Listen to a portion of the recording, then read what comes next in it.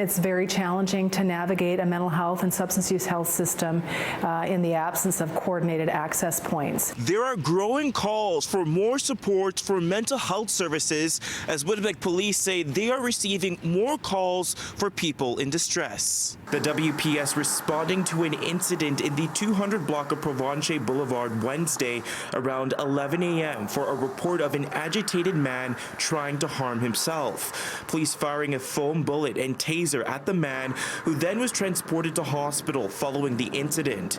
Then, on New Year's Eve, a well-being call at an apartment building near the University of Manitoba resulted in the death of 19-year-old Nigerian international student Afolabi Stephen Opaso.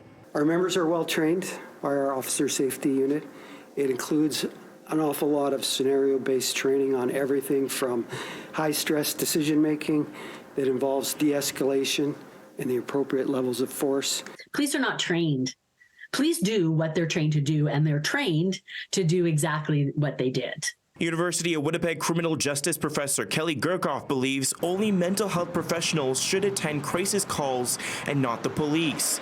Currently, the Alternative Response to Citizens in Crisis program sees crisis clinicians paired with police to attend non-criminal matters, with the WPS making the decision whether a clinician should attend. A team approach might be helpful, but letting the mental health professional take the lead. Advocates say in order to reduce the number of instances where police are encountering people in distress, there needs to be better funding for social services to address underlying problems. When it's 911 that's activating those resources, then you know those are acute situations. People need to have some confidence that if they do reach out for help, those services are going to be available, and that those services aren't going to require long waits or long waiting lists. The challenge with many people in mental health crisis is they have a really difficult time being around a lot of people. A lot of the normal sort of shelter spaces and other spaces that they go provide way too much stimulation for them.